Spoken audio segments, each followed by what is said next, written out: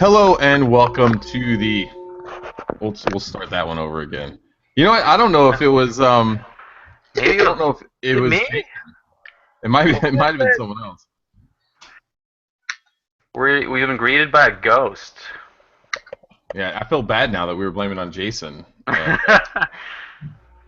got electrocuted for nothing. Yeah, I still hear it, so I don't know who that is, but. Huh. I don't know. I don't have anything else on besides my mic and my camera. All right. Well, we'll keep going. We'll go ahead.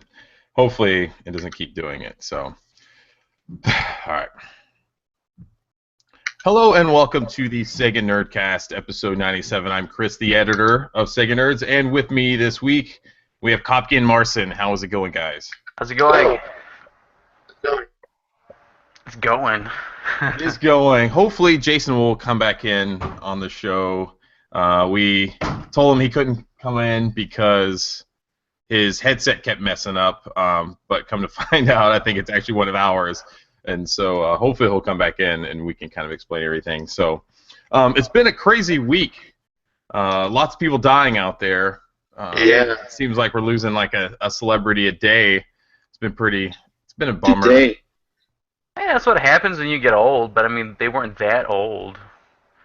But I guess if you live a rock and roll lifestyle, I sometimes die a bit It younger. happens. I was going to tweet out, I thought it might have been too soon, but I was going to tweet that 69 is no longer my favorite number. Oh. Wait, who's still alive from the Rolling Stones, like, who should be dead right now? Mick Jagger's still alive, isn't he? Yeah? Yeah, all of them. Like, they had made like this deal with the devil in which none of them has to die. Right? Like, I'm pretty sure some of them bleed cocaine, but they're all alive.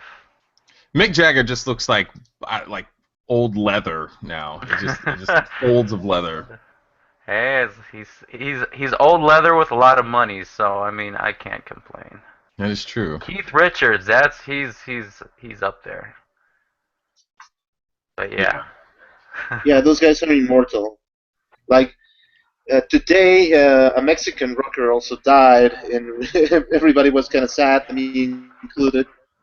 So, yeah, you add that one up. And someone from the Eagles today, Yeah, Glenn Fry.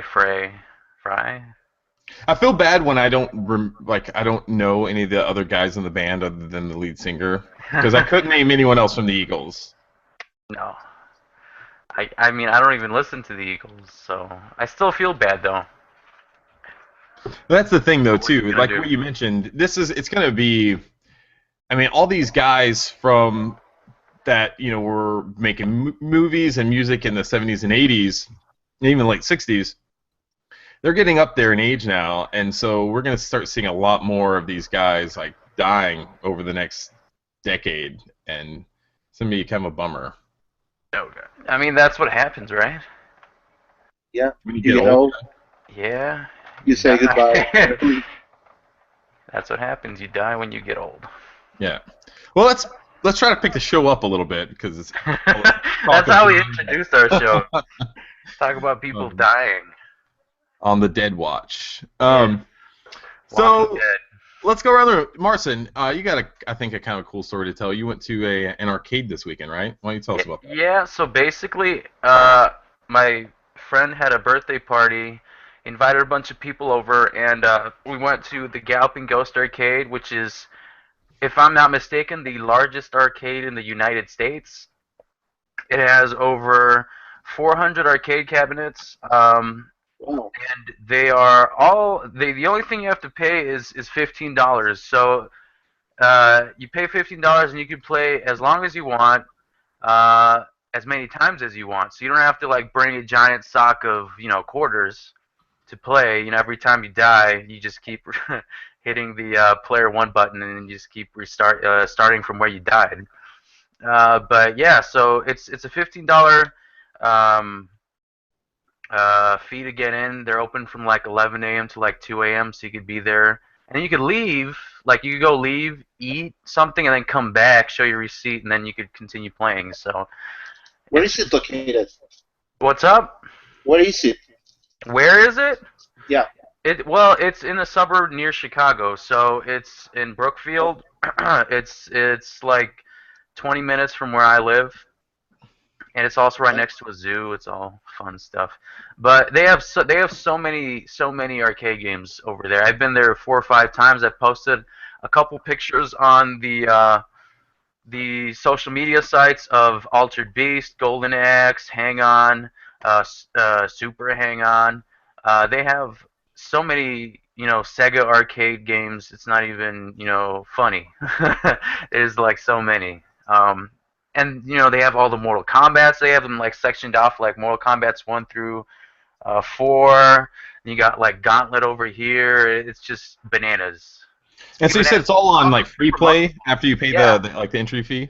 Yeah, so there's the cashier. You give him your $15, your debit card, whatever, and he gives you the receipt, and then you just go and play stuff. Everything is just push the button and you can play. So it's really awesome.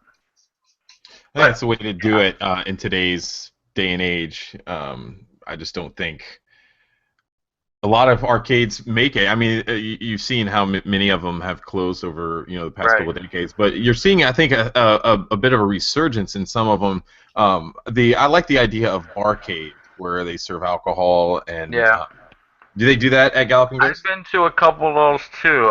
Galloping Ghost doesn't, for the main reason being is that it is seriously just one right after the other of arcade cabinets, so you don't really have a lot of moving. There's like aisles, and there's the cash, like when you enter, there's the cashier guy, and then the glass case, and he's surrounded by this like memorabilia stuff, because NetherRealm Studios is also from Chicago, so they sent a bunch of like custom-made arcade boards and cool. signatures from every single mocap guy from Mortal Kombat's 1 through 3.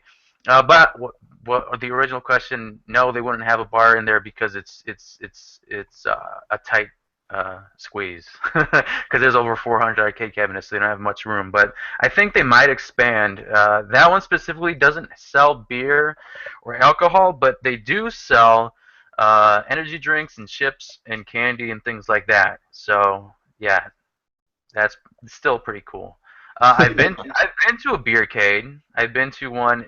We have one in a suburb called Lincoln Park. They have I think it's actually called Beercade or Headquarters HQ or something like that. They have two in two separate areas. But yeah, that place has a arcades and booze, so that's fun.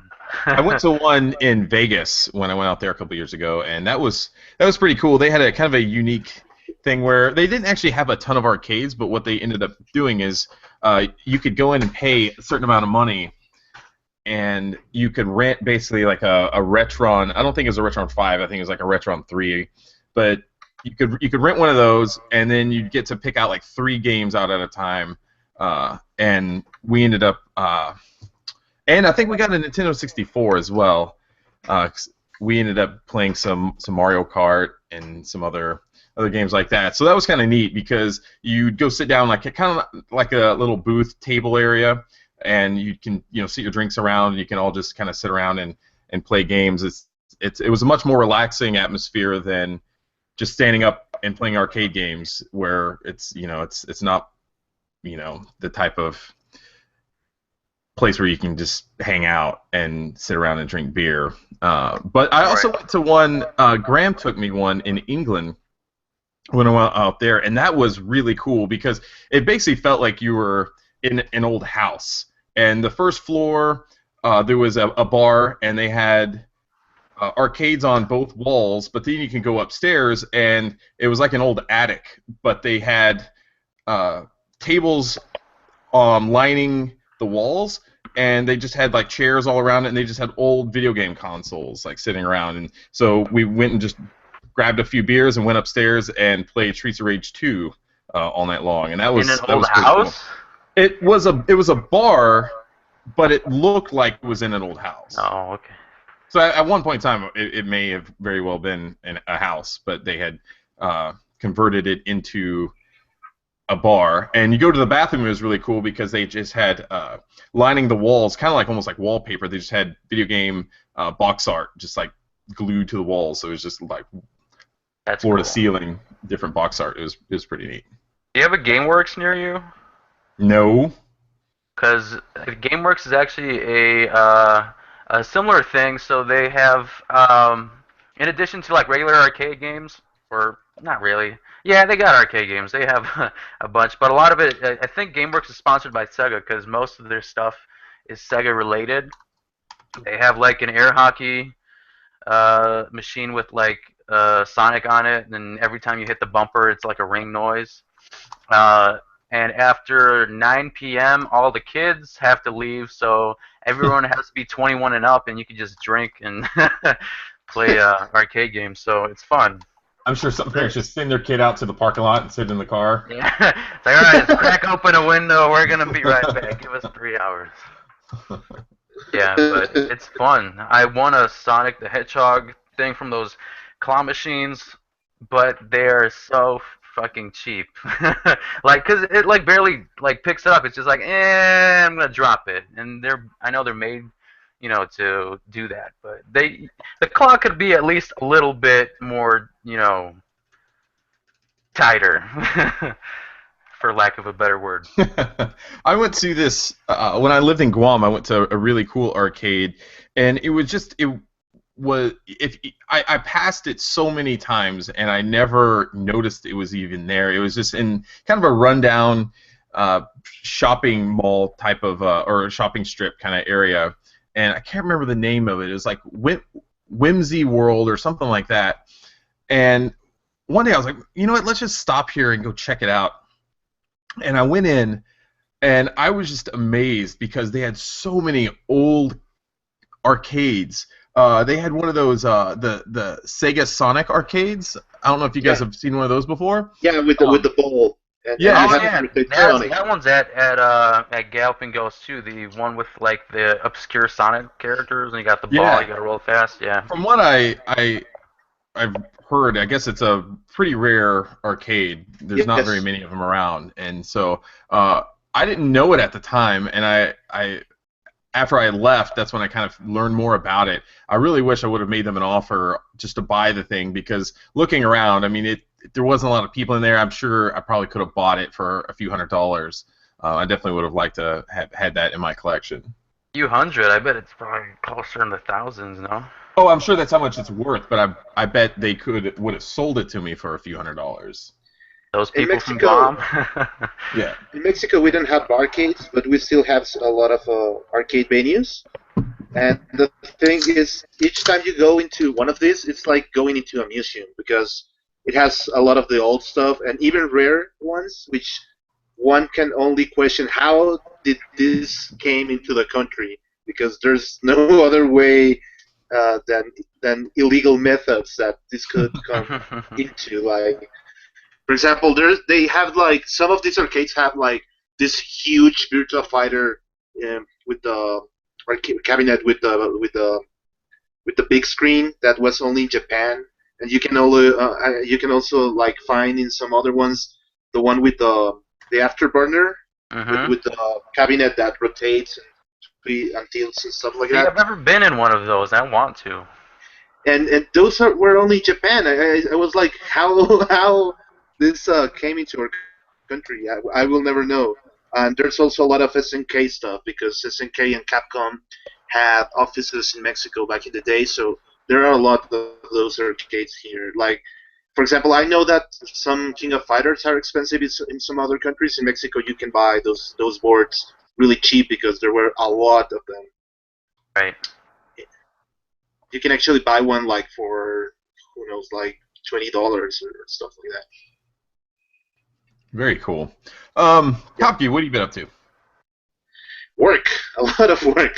And Was that that's just all my I can intro? say. Holy fuck. What's that? I said, was that just my intro? I apologize. Nah, don't worry about it. It's fine, because mine was short. It was like only working stuff, and had So I don't feel catch up with a lot of illustrations, so it's okay. It was a really busy week. That's right. Sorry. We had a long weekend over here, so I got off early on Friday, which is nice, and then on Saturday, the wife and I took the kids out doing a little bit of shopping and stuff. But we stopped over at this really cool store where they just have all sorts of old figures, video games, all sorts of stuff. It's called House of Fun out here in New Jersey. Really cool place. They've got some really reasonable prices on video games, and so this week I picked up Golvelius on the Master System. Nice. It's a game that I've been wanting to get for a while now. It's been on kind of my list of games I wanted to pick up. Never played it, but it's a really interesting game because it kind of implements 3 different styles of gameplay into this one game. So the main style is a top-down view, similar to the original Legend of Zelda, where you kind of see your character walk around. And you battle enemies on the screen, just like Zelda. But there's also other parts when you go into dungeons or caves where it turns into a 2D side-scroller similar to Legend of Zelda 2. And that is pretty cool. The only weird thing about it is you can't turn... Once you go past a certain area, you can't... Your player can't turn backwards for whatever reason. He's constantly facing to the right. And it's kind of weird. There's also some other... another level or gameplay style where it turns into almost like a top-down vertical shooter in a way, where the screen is scrolling up and you're having to navigate these different pathways and also attack enemies. You don't have any projectiles; you have to use your sword. So it's kind of a weird game, but it's also kind of unique too because up to that point back. When this game released on the Master System, I don't think there was really a whole lot of games like that out there. No. And especially when you consider that Zelda didn't do anything like that until, Legend of Zelda 2, where it had, some of that side-scrolling action like that. So this is a pretty cool game. The only thing is, I've been playing it on my Retro Freak, which is pretty cool. Yeah. But the monitor that I have it attached to doesn't have any speakers on it, so I haven't actually been able to hear what the sound is like. It looks so good. I know it could be hear very, very bad, or it could be very, very good. I can't tell. But I did order a set of new Logitech speakers that should be getting in early this week, which I'm pretty excited about. So I've been going through playing my Retro Freak, just kind of throwing some games at it, seeing what it can do. One of the things I thought was kind of interesting is when I would put in my Sonic 3 copy in my Retro Freak, or I'm sorry, my Retron 5, the very first level after, there's all the fire that engulfs the area and then you kind of fall down the area. For whatever reason, it would crash at that same point every single time on my Retron 5. But on the Retro Freak, it plays perfectly fine. So I'm not exactly sure what's going on. It is amazing what the Retro Freak does. Yeah, it has a lot of features and settings that really improve the experience of playing on, modern screen TVs. One of the I things really love that. One of the things I've found it's weird if I leave Golvelius or any other game that I have docked into my power base converter, and I don't know if the same applies to other games. I turn it off and then I come back to it and turn it back on, but it still stayed in the system. It shows that it loads the game up, but then it keeps hanging up. It won't allow me to actually select to be able to play the game. I have to kind of pull it out and reset it in for it to actually play. So I don't know if that's just maybe with something with a power base converter or what.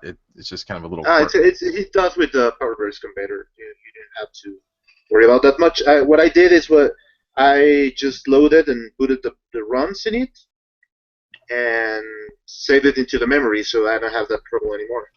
Right. I haven't bought I bought a micro SD card too. I haven't got that in yet either. Okay. So that's going to be on the way.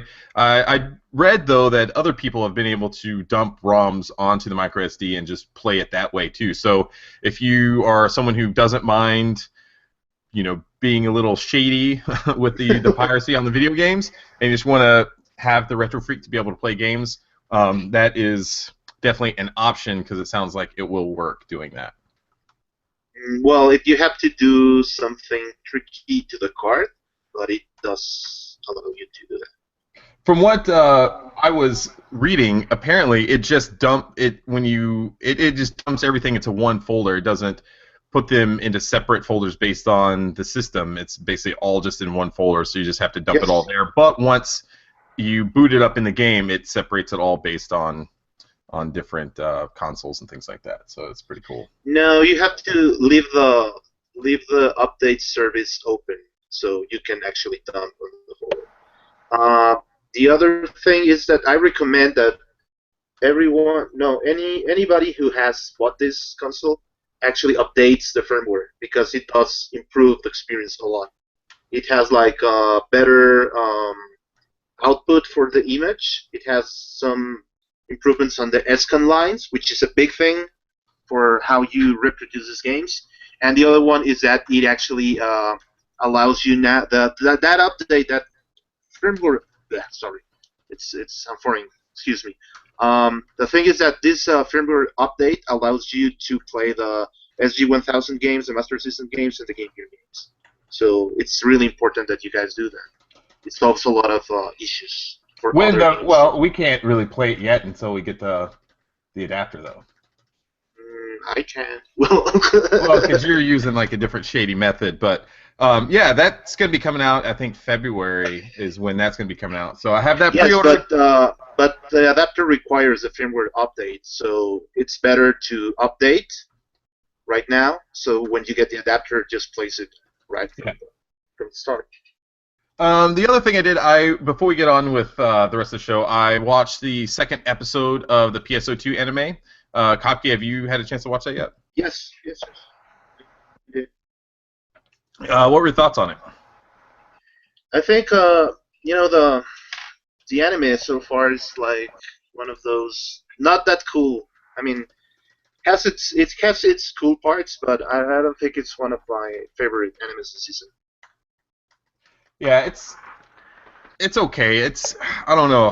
I don't know how long. It's like pretty standard. It's like pretty standard because you got like a bunch of kids playing the game and have a lot of advertising in it, and I think that's pretty much it. But I wasn't really expecting that much for the anime either. Like it's actually an anime based on the game, and it's actually to promote and getting kids into the game. So I don't have complaints about it. Basically, I've seen this style of anime before several times, but it just has a Phantasy Star wrapping around it. You know what I mean? It's very generic as far as like RPG stories go, and it happens to be based on Phantasy Star. Yeah. Well, is it actually based on the universe, or is it just people playing the game? Like, it's more like people playing the game. Yeah, so it follows this one Japanese high school student who is coming back from like summer vacation, and he gets voted in as the vice president of the student council at the SEGA Academy, and so they're tasked to play Phantasy Star 2 online 2 and submit reports based on how people are playing and what kind of the social network is, within the school itself. And so part of the story or the episode takes place in the real world with him talking and kind of follows his story along with his friends, and then the other part takes place inside the actual game and him learning the game and things like that. So I'll probably stick with it just so I can talk about it, but based on what I've seen so far, I thought the first episode was a lot better than this one. I wasn't too impressed with this last one. I thought it was a little boring, but we'll see where it goes. So anyway, let's get on with the rest of the show. One other thing I want to do is we had a reader question of the week, and this is something that we're going to start doing more on the Nerdcast, which will kind of translate from the website. This past week we asked, if you won the Powerball and bought SEGA, what changes would you make? And Telsic wrote in and said that he always had a dream of this, and so he's thought about this for a while now. And let's see here. So he basically wants to just buy SEGA and not all the other studios like Creative Assembly, Relic, Atlas. He just wants SEGA. And Fuck the other one. you want to be able to use the money from that to strengthen the second-party studios and basically bring them back to their former glory, like United Game Artists, Hitmaker, Overworks, Smilebit, Amusement Vision. And eventually he'd like to get Sega back into the console business, and his idea for a new console would be called the Sega Rebirth. And so that's what he would want to do. And we also have Cube B3 who wrote in, if my computer will work with me, and he said, well, everyone I know or knew at Sega is either in a managerial role or retired, so if he bought the company, he'd start selling off Sammy. Let's see. Being that the arcades are dead, he's saying that, let's see, he has a lot of talk about how Sega is involved with the Yakuza, the real-life Yakuza. And so, let's see, I'm just skimming through. He'd basically move Sega's headquarters from Japan into the United States, cut off their ties with the Yakuza, which sounds like a dangerous thing. I don't know if you really want to get involved with all that. You'd have to, like, probably move from Japan if you want to do that. Like, yeah, you're a big company. Like, you're clearly like you can't take the entire employee, roster and then put them in witness protection. Like, you can't do that. So I think if you cutting ties with the Yakuza, if they are, is kind of complicated thing. Complicated, yes. Thank you. He also said that he'd want to make another deal with Yuji Naka, like a publishing deal, to give him some more money. And let's see, he would crowdfund a new system, a licensing deal, apparently. The step is important in my plan to license all Sega franchises to their intellectual owners so that they can crowdfund their games. So essentially he'd get some of the dividends and no risk would be involved. So basically he's saying, like, he basically licensed out games like Shenmue to Yuji Naka, other Sega games that they own, but their original creators would be able to license them from Sega themselves so that they can continue the series, and then Sega would get a cut of those profits and everything like that. So that's a kind of an interesting idea. I haven't heard anyone kind of talk about that one before. And then Shadow1W2 said he'd make an Sonic open source and run Sonic fan game jams almost constantly. Then he'd hire the top game developer and have them make the next Sonic game. Because, Sonic Boom obviously didn't work game-wise, and I've seen poor click and create multimedia fusion games better than that. He'd also make a sequel to Outrun 2019. He'd want more Afterburner. He'd also get a Zillion remake. And he'd want a Shin Megami Tensei crossover with Atlas, and he'd want Outrun Coast to Coast 2006 brought back with Sega-inspired cars. So that's kind of interesting. Obviously, we didn't win the Powerball, which is kind of a bummer. Did you hear about that woman, though, that spent her life savings on the Powerball and then created a GoFundMe to try to get people to help her get her money back? I did see that, yeah. Thankfully, GoFundMe shut it down. Yeah, I thought she actually got some money, like, from the account before it got shut down. I thought people were actually donating to it. Oh, do you get it automatically? I don't know. I'm pretty sure there's a goal. It's like Kickstarter. You don't get the money until you reach the goal.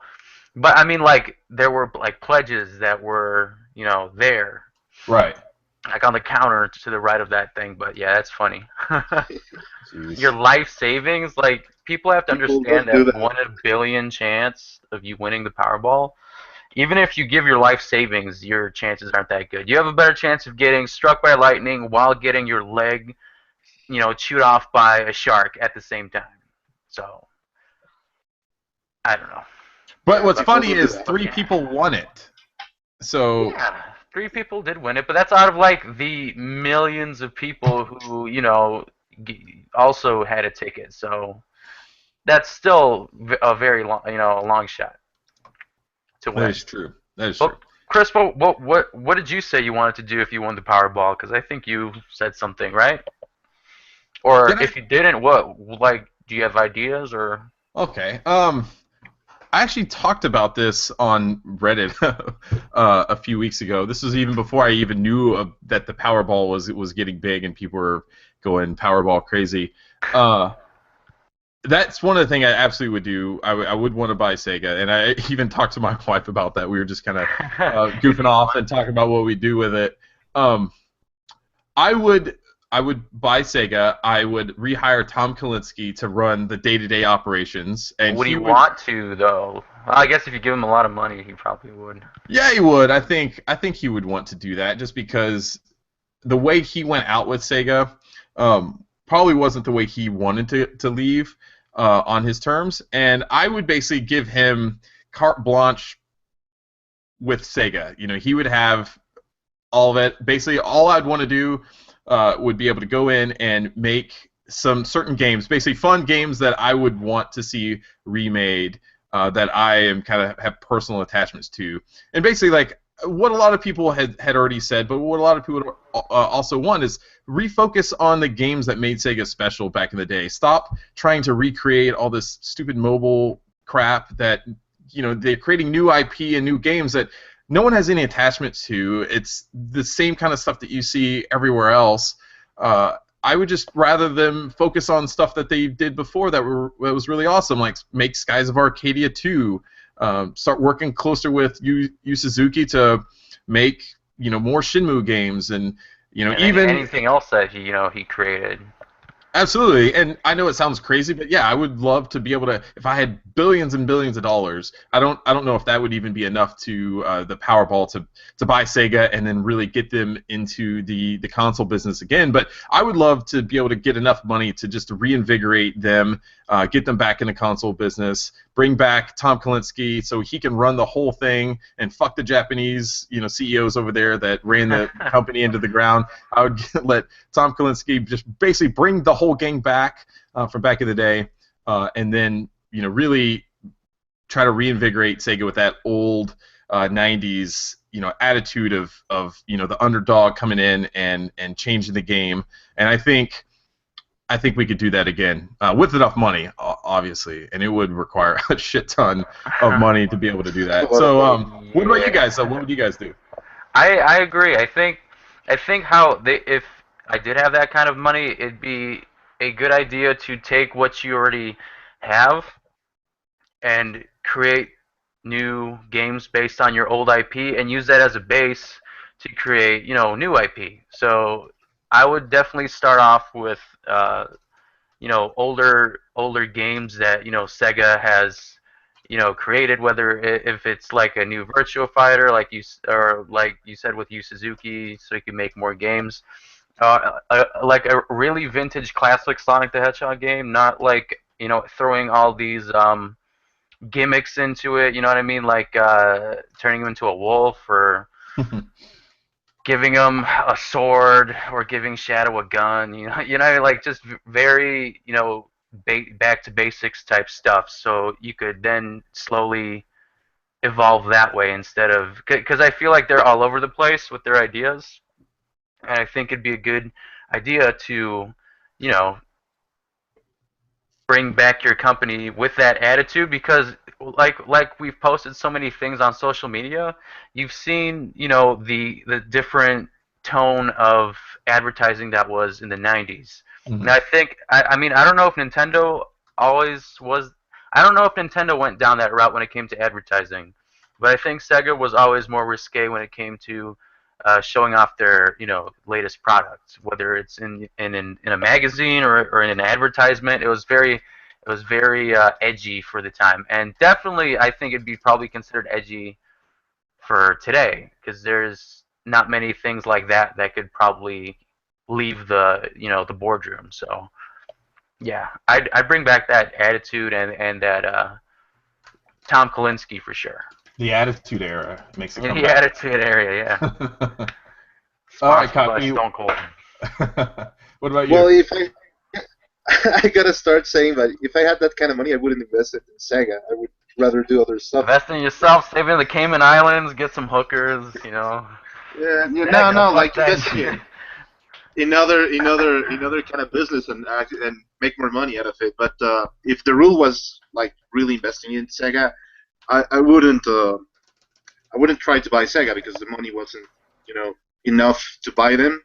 And actually, it would be kind of difficult to separate the Sammy part from Sega because they actually have the more of the ownership than Sega does. I think it would be like really a bothersome thing trying to make them sell it to you.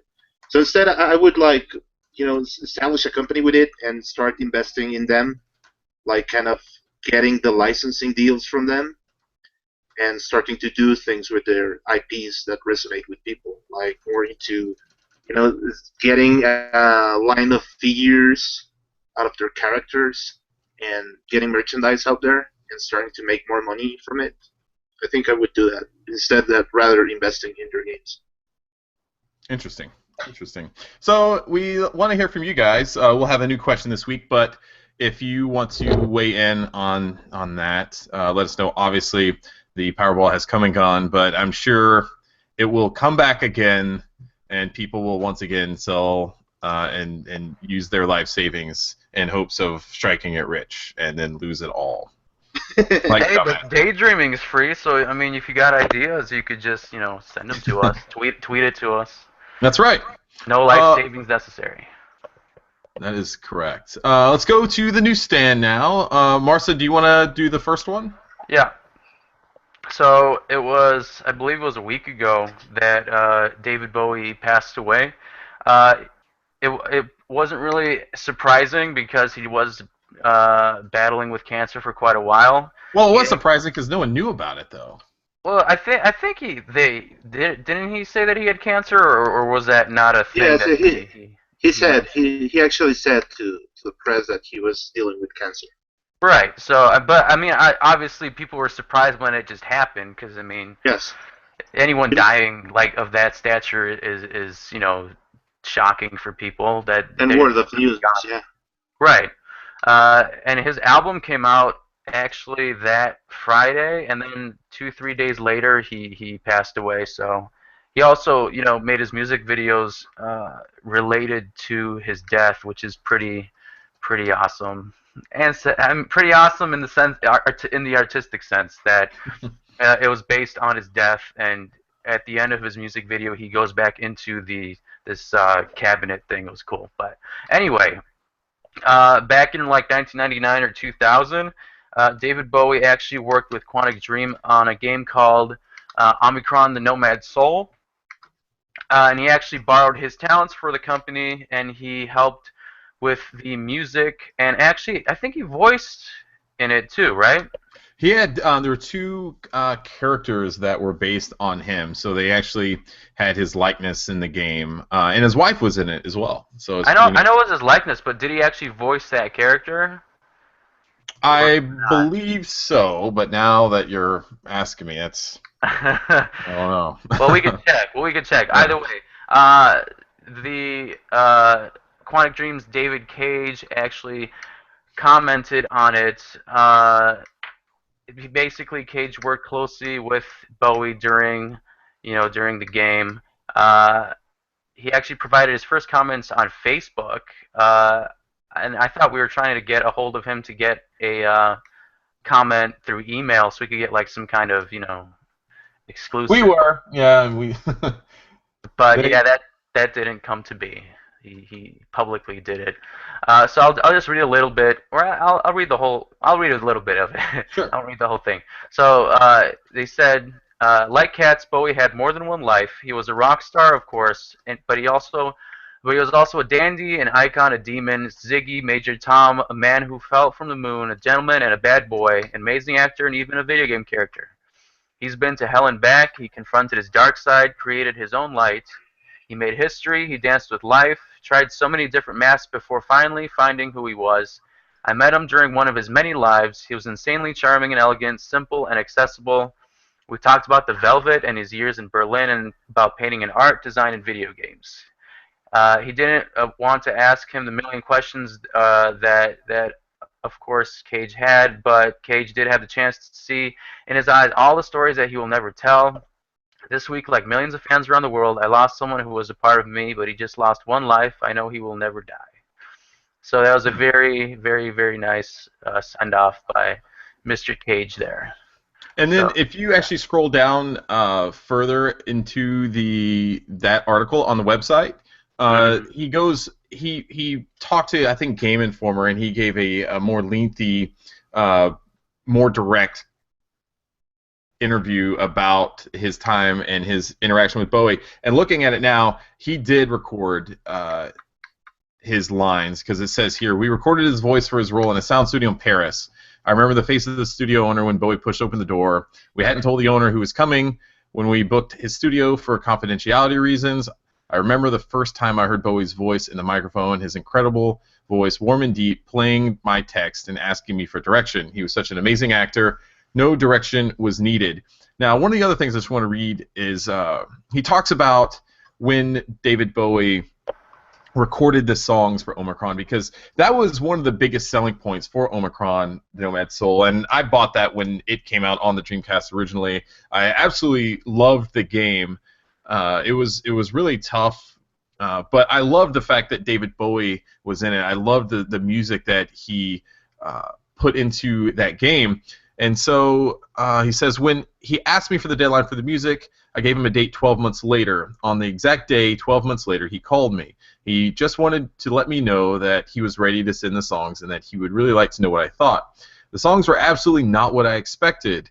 I was looking for something in the dark style of Heart's Filthy Lessons, but he did something totally opposite. He wanted his soundtrack to respond to the cold, dehumanized government in the game with something deeply human, melodic, and organic. His instinct was, of course, right, because his songs created a great contrast with the cold sci-fi world we had in the game. And so I would really suggest anyone who hasn't read this to go to the website and give this a look, and it's a very interesting look into kind of David Cage's relationship with David Bowie. And what also happened during the week is that Square made the game free for people in North America and Europe for the PC just version. European. What's that? I think it was just only Europe. No, it's America it was North America. Yep. Yeah. Okay.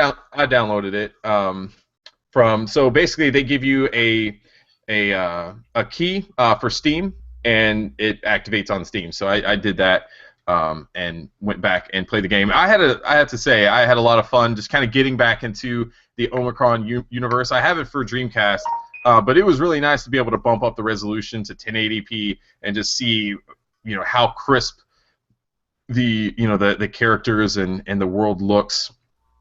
And just hearing David Bowie's, the theme song to Omikron is so good. I really love that. And I want to say that game might have been the very first game I saw polygonal boobs in. There's a strip club you can go to in the game, and I want to say back in like 2001 or 2002. I can't remember when it first came out on the Dreamcast, but I was like, whoa, this is awesome. Like 2000. Yeah, it's probably a little earlier than that. Man, that's so long ago.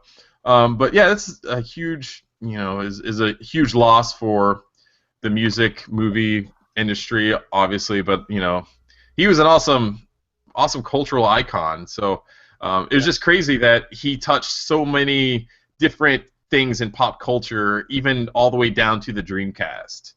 Right. It's just pretty crazy. So. But yeah. Also, I mean, this giveaway is still going on, so you have until the 22nd. To get Omikron, the Nomad Soul, for free. You go to Square Enix's online store, and then you enter the coupon code Omikron at the checkout. So you still have, 3 days? Or 22nd? 4 days to get it for free. And who doesn't like free shit? So Everyone. do it. Nazis. Do it now. I think even Nazis like free shit, so Yeah. I wouldn't put it past the Nazis.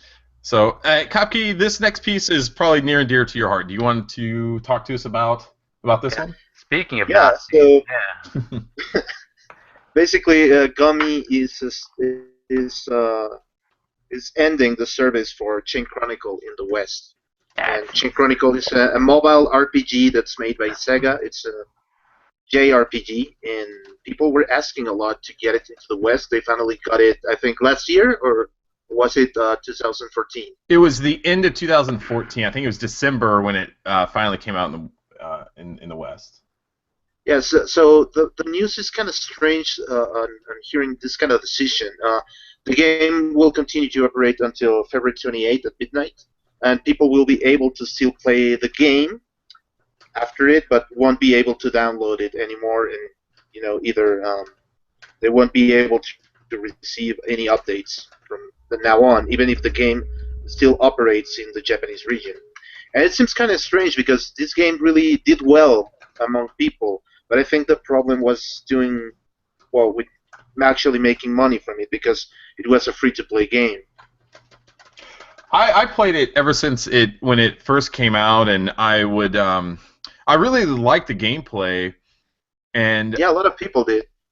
I enjoyed the game. It was fine, but it didn't really hook me to where I felt like I had to keep playing it and playing it. I'm just not that big of a mobile video game player, and I don't know if I ever even really spent any money on the game, to be honest. I think I may have. I think that's kind of the problem. I think I did a few times just to try to get some of the more rare characters, and so, but it wasn't any more than $10 the entire time I played the game. I did go back to it a little bit because they released a big 2.0 update in October, which kind of revamped the game, overhauled the user interface. They added new characters and items and a new continent to play, and basically made it to where you can get more rare characters more easily. I think that was, looking back, I think that probably was a reaction to the fact that either there weren't enough people playing the game, maybe they had a huge drop-off in people playing it, or like you said, Copy, they just weren't making enough money from it, and they thought maybe revamping this game, making some changes, and then making it a little bit easier for people to get rare items and characters would bring them back into the game, but it doesn't look like that worked. Yeah, and I think it's kind of sad news because it was one of the few Sega mobile titles that actually had a fan base, besides Sonic Dash and Sonic Runners. Because when you hear like Sega mobile titles, you hear these titles like, okay, there's a Sonic CD version, like there's this was like Super Monkey Ball, which was kind of like Peggle, but nobody is talking about those games. And Chain Chronicle was one of the few games like people were talking about. Actually, when we posted the news today, there was like quite a big reaction regarding this news. So it's pretty sad it happened. It's interesting because Gumi is the one that published the game outside of Japan. And so I'm just wondering, but Sega did develop it. It was Sega's mobile studio, right, that developed it. It wasn't Gumi that developed the game, right? No, it was Sega Networks who did the game. And actually, in Japan, it's actually Sega's biggest mobile game. Right. So it is pretty surprising that this happened. The game actually reached 1 million users in the West. So it is kind of surprising that this happened. I think it has more to do with money. Yeah, and it might have just been the fact that it had a lot of network connectivity with this game, and so maybe they just thought that having a game that they had to maintain and constantly put money into like that didn't end up being worth it in the end. And so it's going to be interesting to see where Sega goes from here now that they pulled the plug on Chain Chronicle, which, like Kopke said, was fairly successful, at least from sheer numbers, and see where they kind of go. Because Sonic Runners is very similar in how much network connectivity it has and things like that. It's a lot similar in setup with how Chain Chronicle is ran, and so I would assume that Sonic Runners would be more popular than that. But we'll see where we go from here with Sega and mobile games. But I think also that Sonic Runners and Dash make a lot of their money. And the thing with Chain Chronicle, I think that people really liked about this game was that it was free and it allowed you a lot of gameplay without actually spending money on it. So maybe too much. I think too much gameplay without actually charging you anything. So I think that was also like shooting yourself in the foot. Yeah. So next up was an announcement from Nintendo, and they're going to be bringing a reissue of Bayonetta 2 out in North America and Europe. Instead, it's going to come just with Bayonetta 2, not with the original Bayonetta, and it's going to be released on February 19th for $29.99. And so I don't know if you guys realize, but Bayonetta 2 has become really hard to find. The prices now are upwards of like $80 to $90, and so this is going to be good because if people haven't already played Bayonetta 2 and you want to play the game, you now have a very cheaper option to be able to do that. I loved Bayonetta 2. It's probably the best game that I've played on the Wii U, to be honest with you. I really, really love that game. And so this is a great news for people out there who want to play the game and haven't. I'm going to go pick it up again because I sold my copy a long time ago. Looking back, I wish I hadn't because it's probably worth double now. But I'll probably pick this up just to have it and just say, hey, you know what? I want to support Nintendo supporting Bayonetta 2. You know what I mean? Yes. Yeah. So, I still haven't played it, so I still have to play Bayonetta 2. well, now you have an option to do that. This time, next month, you better be playing it. Oh, I will. Hard. Next up is Project Dream. I know that name probably brings up a lot of mixed emotions from people out in the community. Some people think it's a good thing, and some people think it's stupid because it's never going to end up happening. Project Dream is the campaign, the fan run campaign where they're trying to get SEGA to come back and support a new Dreamcast, whether that's an official Dreamcast 2, whether that be a kind of licensed system that would play Dreamcast games and also be able to download games digitally. There's a lot of different ideas floating around there. But one of the campaign's members, Shane Lumu, it sounds French, and I'm probably butchering it. Probably Lemo. Lemo. Lemo. That sounds probably better, more accurate. So he posted a video earlier in the week. It's a video where he kind of reimagines what the Dreamcast 2 user interface could look like. And I don't know, have you guys got a chance to take a look at the video? I looked at it, yeah. It looks kind of reminiscent to like a Microsoft interface, which isn't a bad idea. I don't know if there's any guidelines where it says if it looks like this, maybe they'll get sued. But yeah, I mean it looks clean. I think it's much more user friendly than the PlayStation's user interface. I feel like sometimes Sony's interface is a bit jumbled and all over the place, so this one looks quite more concise. So, but yeah, I'm actually surprised that they got a user interface going. So, yeah, I mean that's good that they're going in that direction. And I'm not one to just be consistently negative. So I always am more of a wait and see approach before you criticize anything. So for what they release now, I'm actually quite impressed with the interface. So yeah.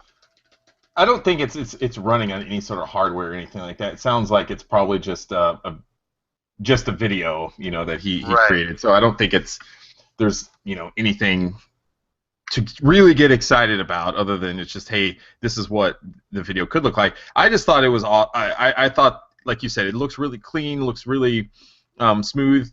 Online people were kind of back and forth on it, whether they liked it or not. I thought it was cool. I thought it was a good idea.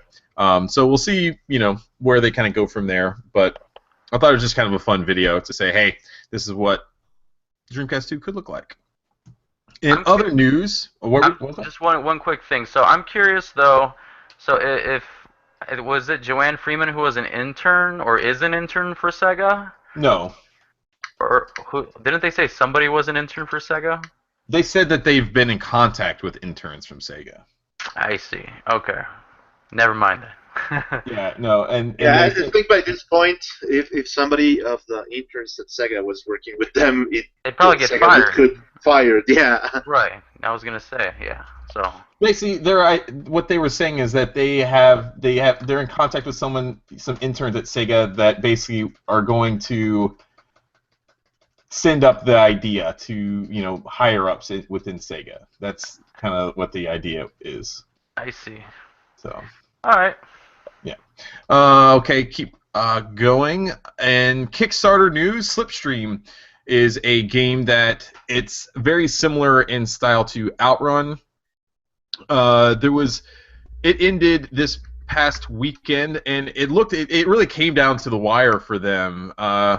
It looked like they issued an update, I think, on Thursday, where they were like, hey, it doesn't look like we're going to make it. We're still several $100s away from our campaign. They were only trying to raise $6,000, but I think up to that point they had only raised like $5,000. So they didn't seem very confident that they're going to make it. And they said that even if they didn't make it, they were going to continue with the game because it is pretty far into development right now. And they even released a demo. I wish Jason was here because he played the demo quite a bit and he could kind of provide some insight on it. But good news is they ended up making their goal. They ended up raising over $6,800 from 443 backers. And so they wrote, "We want to thank you all for donating and believing in the project. We'll do our best not to disappoint you with the money from this campaign. We'll be able to dedicate ourselves full-time to the game and make it the best we can." And it's going to be coming out on the PC, Mac, and Linux via Steam. There's going to be 4 different racing modes, 30 tracks, 4 playable cars. Right now they just have I think it's a 300ZX or a 350ZX right now. And there's going to be 8 songs. So I still have yet to play the demo, but it looks pretty cool. They have kind of a slipstream mechanic where you can draft behind other cars, which is kind of the reason why the name or the game is named Slipstream. But that's kind of an interesting concept. I think other games have used that in the past, but it'll be neat to see it implemented into an Outrun style racing game. You also can drift too, so drafting and drifting, fun stuff. I played Dirt Stage's game, or the early alpha demo anyway, and it's actually really good. It's the thing that we reported on around this time last year, and it was actually my first article. They released a demo recently, and like I said last year, the music is really good, really, really good. It's reminiscent of those classic, vintage racers. It's got a really 80s style look to it. Yeah, I keep getting updates from them, and it's looking good. So, yeah, Drift Stage. Anyway, Project Cross Zone 2, I'm going to get this right, not X Zone, Cross Zone, is getting a demo in 3 days. 3 days.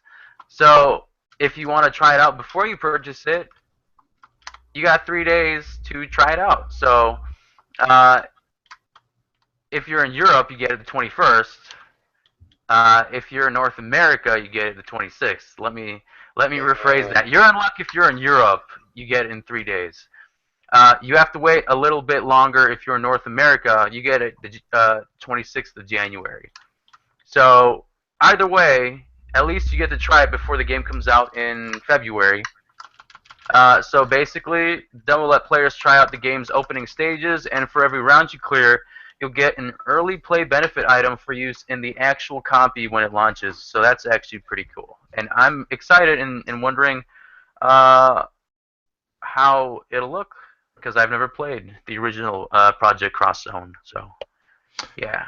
I didn't either, and I know the Requiem has gone back, and he's been playing it quite a bit here in the last few weeks and stuff, so maybe we'll just get him to review this game when it comes out. But I like the idea of encouraging players to download the demo by giving them content that they'll be able to transfer over. Not necessarily you get to keep all your levels and experience and that kind of thing, but there's items that you'll be able to use in the game that you'll only be able to get if you go through and complete levels and stages in the demo. I like that idea. I'm absolutely going to play the game. I'm really excited about Project Cross Zone 2. So much fan service in this, and not even if you're just a Sega nerd.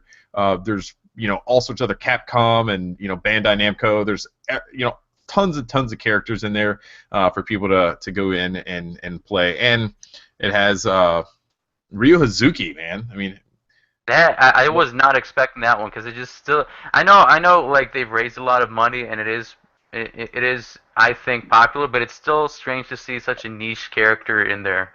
But yeah, I think it's really awesome. well, what about Segata Senshiro? I mean, Yeah, that's true. if you're talking niche, that's very very niche. Sakura, right? Sakura Wars. I don't think it's like Yes. Sonic the Hedgehog. So that's exciting. Yeah. I That's am pretty glad amazing. though that these are the type of characters that are in it, rather than what we typically get from Sega when they, they're more popular characters. I'm glad there's no Sonic characters in this game. I'm actually It's just- surprised they don't have Sonic in the game. They don't. Yeah, but Do they? actually, Sonic doesn't make sense for this type of game. So I think it's very Is- fair that Sonic isn't here. Is it because they don't want like animal characters in the game, or? I mean, Well, I there's don't no know. Mega Man. Oh, No, is I it- think is it- no Mega Man. they Mega have Man is in Zero. the game. Sorry. I thought Yeah, Zero. they Yeah. Zero's in the game. Yeah. Right. I guess they got Well, there's no Pac-Man, so there's no human Sonic. people. Yeah, right. Which is they don't have Pac-Man either. Yeah, that's interesting. I guess just characters who look like people. Pretty fair. And I actually like the first one. I was able to play it on a special showcase Bandai Namco did some years ago, and I actually interviewed the producer, but the idiot who recorded that interview lost the file because I was going to recycle it for the site for Sega Nerds. But sorry, guys, I lost that interview. We'll blame it on Graham. Yeah. Well, Graham wasn't there. It was another guy. Before Goddamn Sega Graham. Nerds, I was writing for other sites, so that idiot lost. It was Graham's fault. For Graham. So that is the news. Let's get on to our feature discussion. So, some background. My son's trying to break into my room right now, so I'm going to open the door up. Hang on one second. All right. Well, why don't we start with what kind of games we like based on our anime? So, Kopke, I think you might have a better idea than I would, because I'm still trying to jog my memory, and the only one I could come up with is Berserk. So, That's mine. You can't take it. I want to provide a little context for this, real quick though. So I was sitting here around this weekend, and I don't even remember what ended up happening. You know what? I do remember why this got into my head, because I started playing Assault Suit Lenos on Nice. PlayStation 4, and I was like, man, I want to get into some more mech style games and that kind of thing. So I started just messing around on my phone, and I had never watched a lot of the old Macross or Robotech stuff, and I started thinking about that, and I remember buying these old capsule toys when I was a kid, and they looked like Macross figures, but they were super deformed. They were really small. I don't think they were even officially licensed, but we would buy them out of 25-cent machines, and they would just kind of click together. And then we would go at home and paint them different colors, and then we'd just play with them. And so I started thinking about that. I was like, man, that's so cool. I used to play with these characters when I was a kid, but I don't really know anything about their background or the story because I've never watched Macross or Robotech. And so I started talking to Kopke and the rest of the guys from the side, and I was like, hey, do you guys know anything about Macross or Robotech and where I should start? And you guys all gave me some advice on what you think would be a good starting point and things like that. So I ended up watching one of the movies. I didn't get very far into it, but I was like, you know what? Instead of trying to do this because I was watching on some stupid anime streaming site where the quality was really bad, I was like, I'm just going to buy a DVD collection. So I found a Robotech DVD collection. I bought that, so it should be getting here this week. But I haven't played or I haven't watched a lot of the Macross stuff yet. And I know the two are kind of different. Kopke's explained it all to me.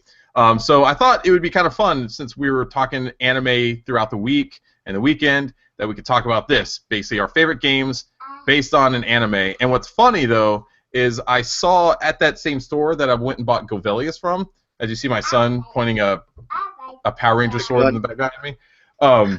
But they had a Macross game on the Sega Saturn there, and, Yes. which is pretty cool. But I didn't buy that one. So, I just want to put some context to why we're talking about anime video games. So over to you, Kopke. What do you think? Yeah, Oh, please. I can remember some good games that I actually liked about anime and video games because the Evangelion video games were bad, and there were some other very rare that Yeah. you could only play them if you actually knew Japanese. Some of them were RPGs, and some of them were like actually card games or some kind of board games. So Yu-Gi-Oh! those are pretty weird. Or Actually, no, I some do other know a ones couple of were, games. Thanks for saying it. and Card actually, games. yeah, and there are others that are like dating sims, and those are pretty weird too. I remember playing the Macros game on the Dreamcast, and it sucked. It was a really, really bad game. And I also remember the Doraemon. Doraemon, do you guys know Doraemon, which is a space cat from Japan? Is it a blue cat? Blue cat. Yes, yes, that one. Those I know games were of good. him. I have no idea. Those games were good on the Mega Drive and on the TurboGrafx 16, which is the PC Engine. Those games were rad. I actually like those ones. There are other games that are like a triple bundle thing. Like there was like a cartoon and a game and figures. Like Cillian, for example. Cillian was an anime that was made by SEGA and Tatsunoko Productions, which are the guys responsible for Gatchaman or Yatterman or Samurai Pizza Cats, which was also a good game on the Nintendo Entertainment System. And yeah, that platformer was really good. Sadly, never made it here. There's also this this triple bundle thing. There's an anime called Sense of Destruction, which was also a game and an anime by Sega, which came out in the DS, I think. Yes, It was an I RPG. actually played it. That was a really good RPG. Yeah, that one was like planned like a triple bundle, like making the anime, the game, and the figures at the same time. It was cool. There's also this. I know the perfect example of the best game based on anime. It is actually Sega Saturn. It is Magic Knight Greyyear. It is one of the best RPGs made on the platform on the Sega Saturn. It was made by Sega.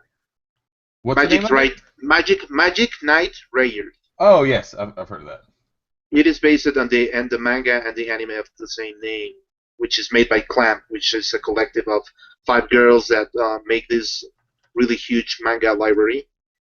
And it was really popular thing. Like Sega really supported the license.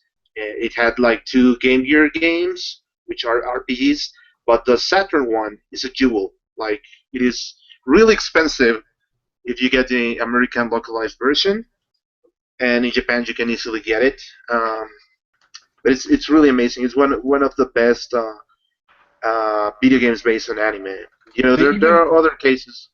They released a limited edition Game Gear Magic Knight Greyyear as well. Yes. It is amazing and really expensive. It is like $200 worth. There's also like other triple bundle things. Like for example, with Valkyria Chronicles, aside from the game, they also released an anime and some animated movies. And that wasn't already an anime though. That was a game first and then an anime, right? Yeah. So I'm talking also that there are also these cases where you got the triple bundle, like they release the game and also an anime and also like the figures and stuff. And then you know the cases where are based otherwise, like first the anime and then the game is some others like Cillian. Like Cillian, you even get like this character from Phantasy Zone Opa Opa into that cartoon, and then after releasing the cartoon, they released the game. And it was an interesting plan from Sega to market more the Sega Mark III and the Cillian games. There are these cases. But I think the best case that we can talk about is Magic Knight Greyyear. It was actually brilliant games by Sega releasing on their consoles. Otherwise, most of them suck. There's also like this good there's also this beat 'em up that's called Gungrave, which was on the PlayStation 2 and was made by Sammy, but supported by Sega. The game is pretty good, but the anime is pretty bad. Gungrave? Yeah. Never heard of it. It is like this guy who's carrying a grave, which is also a weapon. A coffin. He's carrying a coffin, and it's also his weapon. It is a beat 'em up. Oh yeah, I have heard of it. Yeah, never mind. I've heard of it. There's also this good game, which is Seven Samurai 2020, which the characters were done by Katsuhiro Otomo. The game is amazing. The cartoon is also good. Man, I can't think of anything else besides. Dragon Ball Z. Well, talk to us about Berserk then. Berserk. I mean, I enjoyed a little. I enjoyed from what I remember playing as a kid. Berserk was fun. But I never actually got to beat it. So I think you probably have a better, more detailed opinion than I do on Berserk. So I could talk all day about Berserk. That was playing the video game is what introduced me to their Berserk anime, and then I got into the manga after that, and that's probably my all-time favorite anime and manga. I haven't really read a lot, but I absolutely adore it. The game itself is really awesome. It's basically kind of like a third-person 3D beat 'em up, where you have Guts' gigantic sword. It's even bigger than Cloud's in Final Fantasy VII. And it's just gigantic, and it's basically a side story from the mainline anime / manga. And so you're following Guts, where he's basically taken along Casca, this girl that he's fought in a lot of wars with. They were used to be in a mercenary group together, but she was attacked violently, and she's kind of lost her mind. So he's going around trying to find someone who can help her. He stumbles into this village where there's these people that are basically getting turned into kind of like these like zombie-like creatures, and it kind of goes on from there. But that game was really, really good. I thought that they did a really good job with the voice acting in the game. Some of the controls were they weren't that great. They were a little cumbersome. I do remember, though, sitting there all day long fighting Zod, who is one of the sub bosses of the game, but he was so hard. He's basically this like, I don't even know. He's a giant demon that looks almost like a bull, like a humanoid bull in a way. He's got these giant horns and stuff, but he was so hard. I sat there for hours and hours and hours trying to beat him, and I finally figured out his pattern. And then after that, it was such a cinch to beat him. But I loved playing through that. And then when I got into the main boss, I thought he was way easier than Zod ended up being. But that game was awesome, man. I absolutely love that. Another game that I want to talk about really quickly, and it's been a while since I played it, but since you picked Berserk, I just wanted to think of something else. But it was Record of Lotus War on the Dreamcast. And I didn't really know a lot about this game when I ended up picking it up, but I remember back in the day, it was one of those games that was more expensive than a lot of other Dreamcast games, even back in like the early 2000s or the mid 2000s, once the Dreamcast started, kind of getting to be collectible. And Record of Lotus War, it was a game. It's basically like Diablo, so it's kind of like a dungeon crawler. But it's an interesting game if you're looking for something different. If you like Diablo but you've never played Record of Lotus War, I would suggest giving it a try. It's a little hard to be able to adapt everything that goes into Diablo into just a tiny little Dreamcast controller, but I think they do a pretty good job with it, and the graphics are kind of cool. It's an interesting game, so I think you should go check it out. I've never watched the anime though. I don't know if you guys have any memory of it. No, so no, I never watched it. I also have two more examples worth mentioning. One of this is Astro Boy. If you guys play the Astro Boy game on the PlayStation 2 by Sonic Team, that game is amazing. That game is really beautiful game, especially if you were a kid. Like, that game really does it well. Like Sonic Team doing an Astro Boy game, that was pretty rad. There's also was Nintendo DS version. No, Game Boy Advance. It was a Game Boy Advance game made by Hitmaker, which was a Sega studio. That's another Astro Boy game that is pretty, really pretty. Has lots of beautiful sprites. It is a good platformer. Has some things like beat 'em up. It was really pretty to play that game. There's also another game which is called Fist of the North Star, which is an anime, and was released on the Master System. Well, Sega Mark III, because in America it was launched as another game. Like I think it was called Black Belt.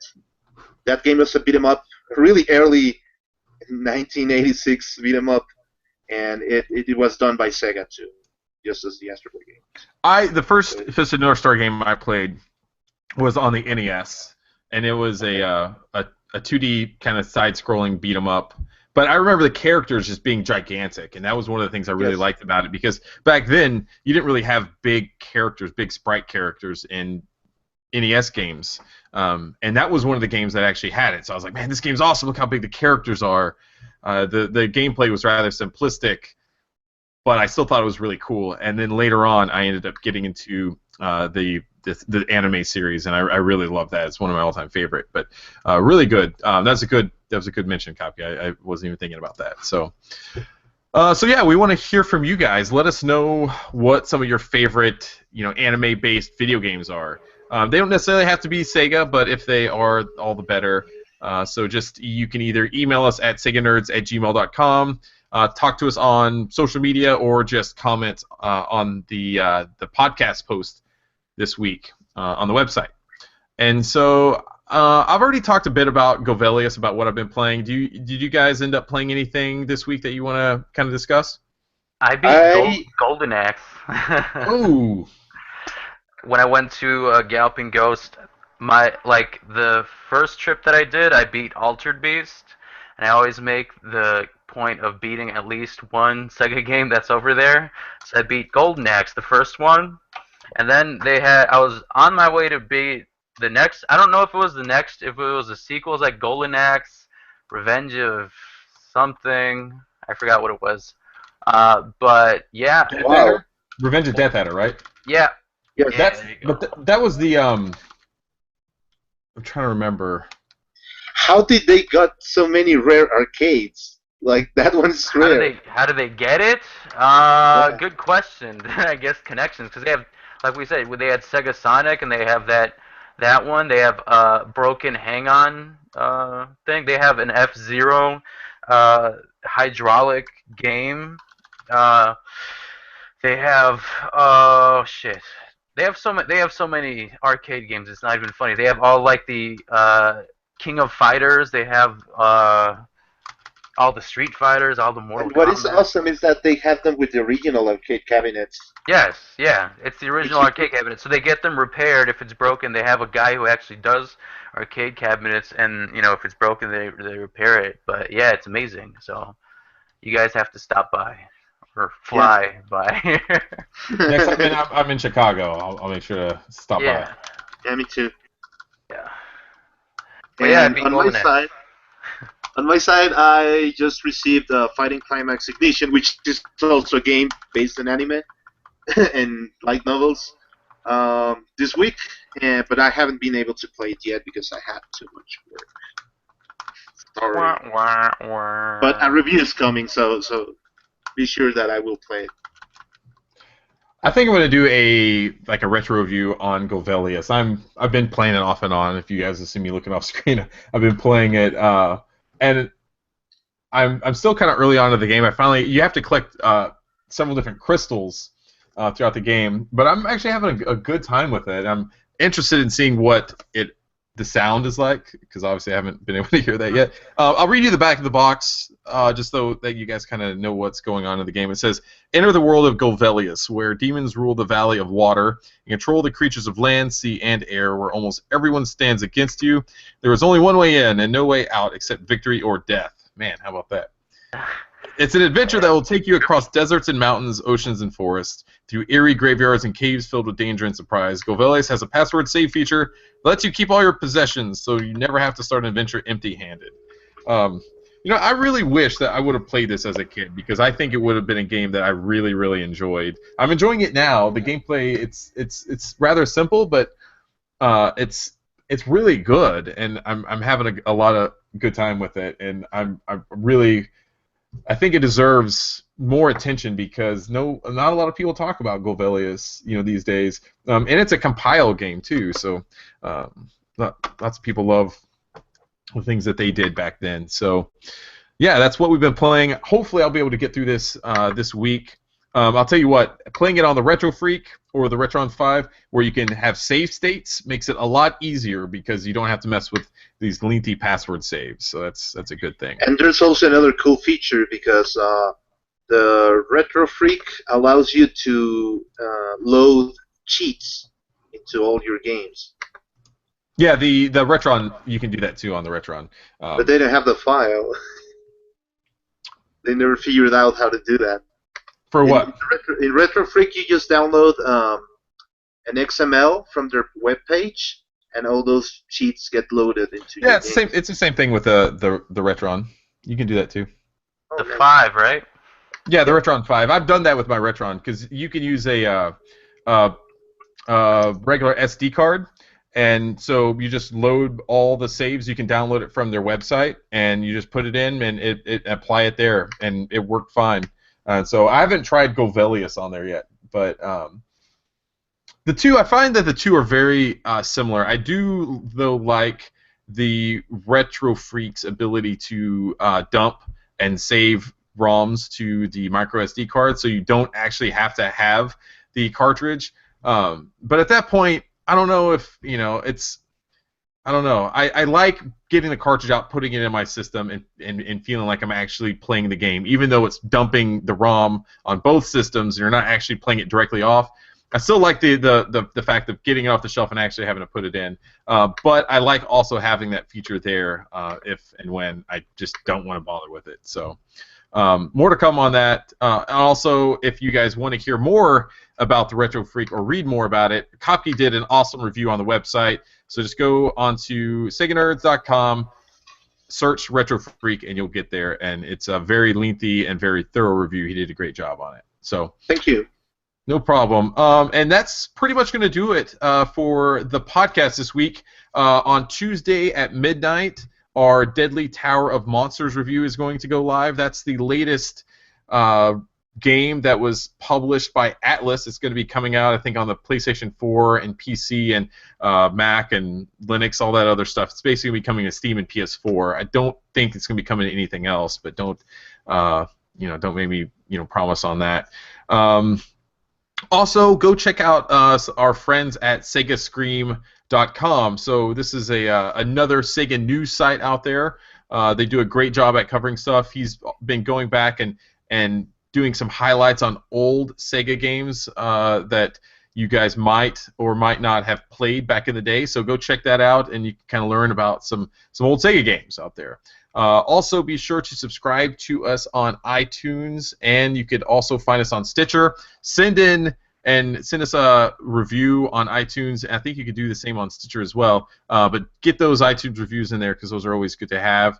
You can also follow us on Twitter at Sega Nerds. On Facebook, it's facebook.com/theseganerds. And if you ever just want to send us an email, listener feedback, you can get us at seganerds@gmail.com. And I think that's going to do it. It was a good show, guys. Thank you. Thanks for watching. All right, take it easy.